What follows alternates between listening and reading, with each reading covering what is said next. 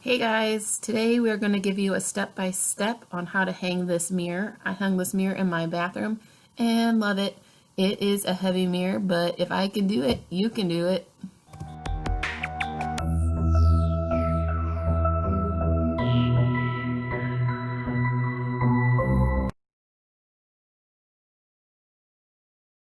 Alright, so let's get started. First, I'm going to let you know these pictures look very skewed, and that's because I wanted you to see the whole image, but you'll still be able to tell what I did.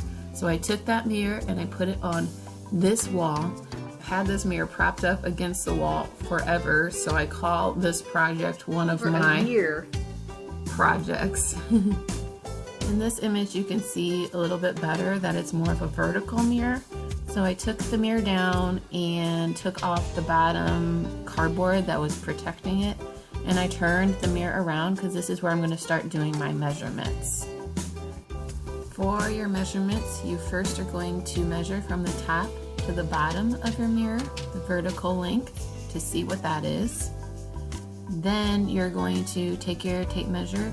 You're going to measure the wall. So from the top of where you're going to hang the mirror all the way down to the edge of your sink, or where you're going to stop hanging the mirror. Now for me, this area is actually bigger than my mirror, so I wanted to find a happy medium where I'm going to actually hang the mirror. So for me, I actually had to measure a 1/2 inch up from the bottom of my sink, and I also had to measure a 1/2 inch from the top of my ceiling down to where my mirror is going to start to hang. And that's where I put my little pencil marks. So the little dashes are where I put my pencil mark. Next, I'm going to take my tape measure and measure the horizontal of the mirror. So from left to right to see my total length of that. And for me, my total length was, I think it was a little bit over 27 inches. And so I found the middle of that, and it's about 13.5 inches. So you want to measure the total length of your mirror, the total width of your mirror. Then you're going to take that width and you're going to measure it in half. So then from the center point of where my mirror is, so for this case it's going to be my faucet, I measured out and made a mark. Okay, this next step is very important. You want to measure from the top of your mirror down to where the hanger on your mirror is. Now something to remember, for mine was a clip, and so I had to make sure the clip was all the way up and in the position of where my actual screw is going to be.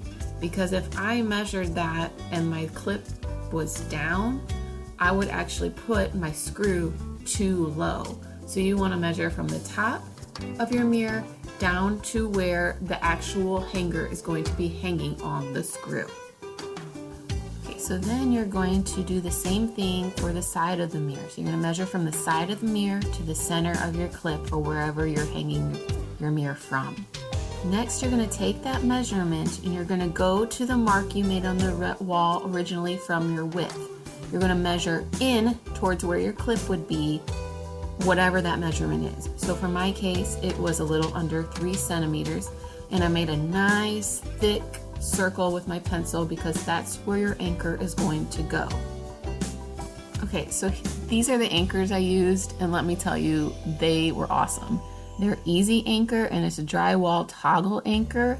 And so when these screw in the drywall, it's going to open up and hold that mirror nice and sturdy. Now the reason I'm using an anchor is because I'm going through drywall.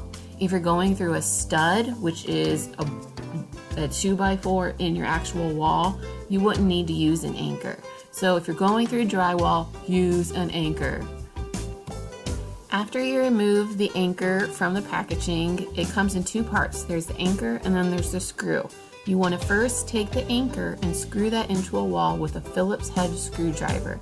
Now the Phillips head screwdriver is the one that looks like an X. So you're going to take that and start turning clockwise until it starts grabbing onto the drywall. It's going to start making a mess, and that's okay. So you just keep screwing it in until your anchor is all the way flush with the wall.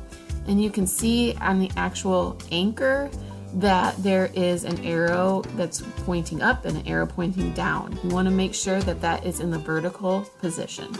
Alright guys, you're almost there. So next you're going to take your screw, you're going to push it into the anchor about halfway. From there, take your Phillips screwdriver and start screwing it in counterclockwise until you're almost flush with the wall. You want to leave a little of that screw out so you have a place for your hanger to hang on. Next, you're going to do the same thing to the opposite side, and this is what I had left. So you have 2 anchors with 2 screws in, ready to have something come up. Now remember, when doing the other side, please make sure you measure. The last thing you want to happen is to have one of the anchors in, you measure for the other anchor, and it's completely off. So don't eyeball it.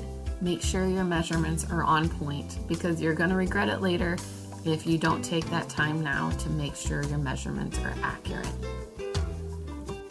And here is the final product. So the only thing I had left to do was to make my mirror nice and clean, because like I said, it had been sitting there propped up against the sink for a while with those cardboard pieces on, so the bottom was kind of dirty. You want to make sure it's nice and clean for your finished look. Thank you for watching, and don't forget to subscribe and hit that like button for more DIYing tips and tricks from DIYing Ain't Pretty.